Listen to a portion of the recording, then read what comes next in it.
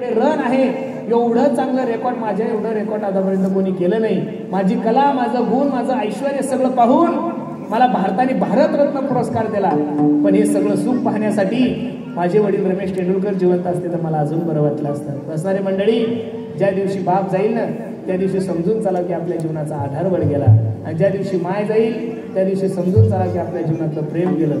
आई मुलावर किती प्रेम करते एक छोटंसं उदाहरण सांगतो। संपलंय माझं कीर्तन, थोडी शांतता ठेवा। अरे एका माय माऊलीचा डोळा खराब झाला गड्यानो, रडायला लागली ती, आणि रडता रडता आपल्या लेकराला सांगते, दादा ए दादा डोळा खराब झालाय रे सोन्या माझा, काळजी करू नको माय, भंडाऱ्याच्या सगळ्यात मोठ्या महागड्या हॉस्पिटलमध्ये घेऊन जातो आणि तुझ्या डोळ्याचं ऑपरेशन करतो।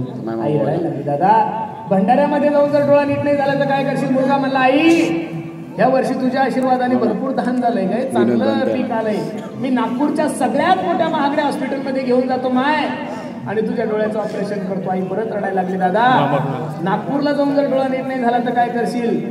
मुलगा रडायला लागला, आई भंडारा मानेगाव बाजार माझी 15 एकर जमीन आहे, त्यातली 5 एकर जमीन विकतो आहे ना अमेरिका सारख्या देशामध्ये घेऊन जातो, तुझ्या डोळ्याचं ऑपरेशन करतो। आईच्या डोळ्याला धारा लागल्या, बाळा बस आता ऑपरेशन करायची गरज नाही रे, आता जरी मला यम नेण्यासाठी आला तर हसत मुखाने त्या मरणाचा स्वीकार करेल का? माझी कुस पवित्र झाली रे, माझ्या कुशीमधून तुझ्यासारखा प्रेम करणारा पोरगा जन्माला आला। पोरगाही रडतं, आई रडते, पोरग रडता रडता आईला म्हणता, आई तू माझी परीक्षा घेत होतीस का माय? हो रे सोन्या मी तुझी परीक्षा घेत होतो, बघ आई मी तुझ्या परीक्षेमध्ये पास झालो रे मा, तुझ्यासाठी 5 एकर जमीन विकायला तयार झालो, एवढं प्रेम आहे माझं। पण आई दुर्दैवाने जर माझा डोळा खराब झाला तर तू माझ्यासाठी काय करशील?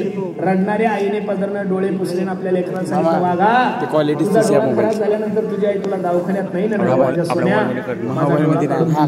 एवढं प्रेम जगाला